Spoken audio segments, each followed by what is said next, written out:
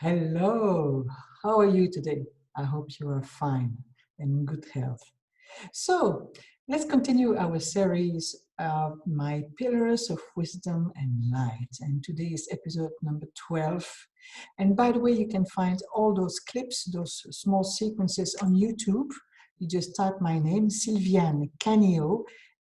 Cannio is Cannio, and normally you find the whole series. We have, I'm at number 12, and I'll continue a few more numbers, so you have them all. And if you type my name, My Pillars of Wisdom and Light, and normally it should pop up. Okay, number 12, it's about managing my fear today. Wow. So we are in an environment that there is a lot of fear around us, and fear/anxiety.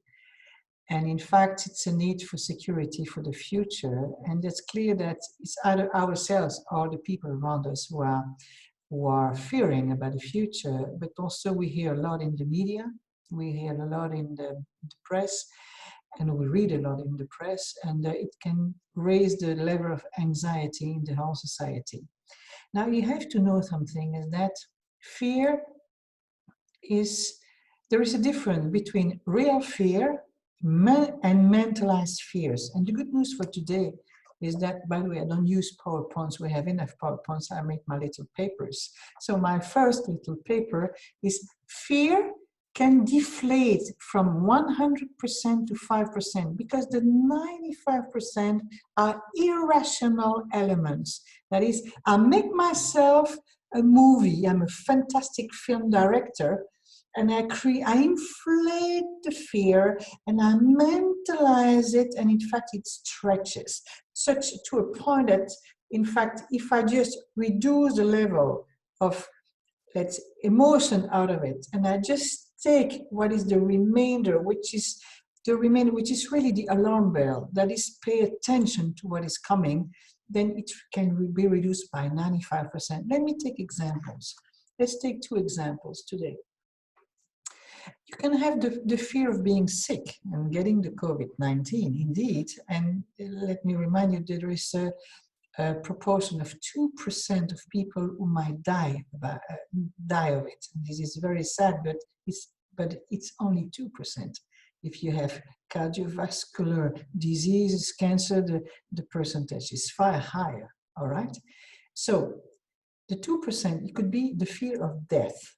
So is it really the fear of death that really strikes you, or is it what's inside?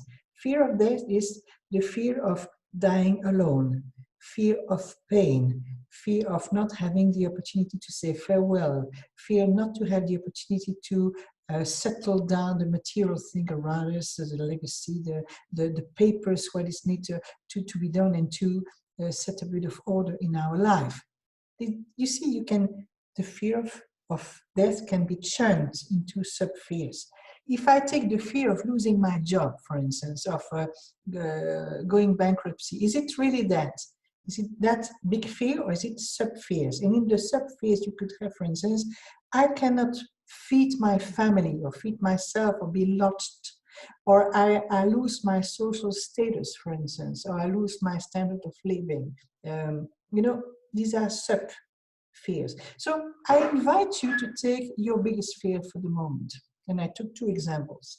And within either the fear of death, either the fear of losing your job, to take just two examples, take the biggest sub-fear, the one that comes inside the fear, and take them. And then I show you an equation. This fear, for instance, the fear of having pain, or the fear not being able to fill in the fridge and to feed my family. In fact, this fear is an unexpressed or a hidden need.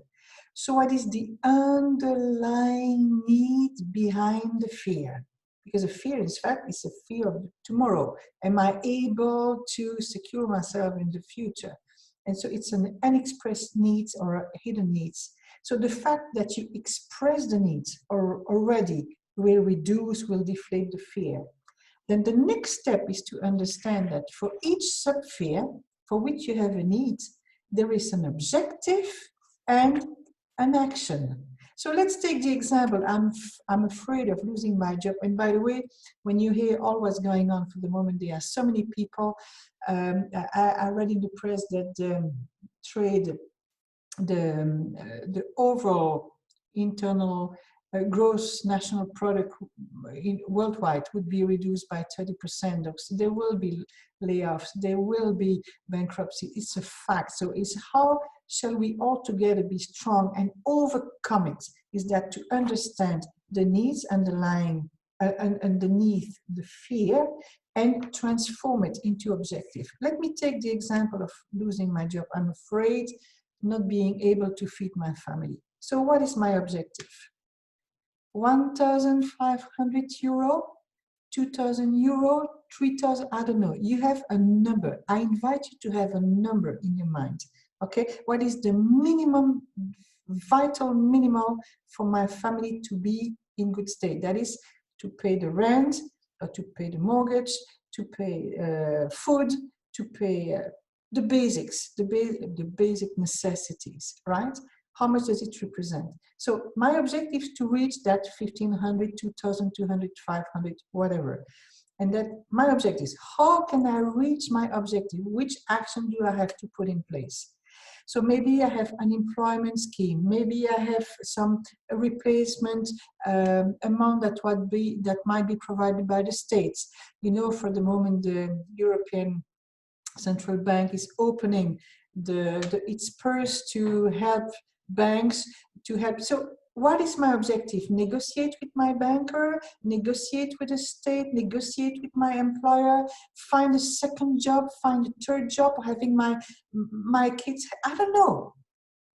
Find the number of objectives, translate it into the actions which come to fill in the objectives.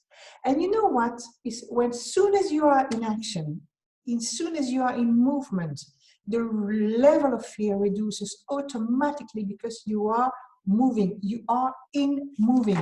And let me remind you something. An emotion, it's an emotion. This means it's the physical translation of the response to a stimulus. And the emotion itself, it's less than 1 minute. If I fear, I see a spider, it's 1 minute.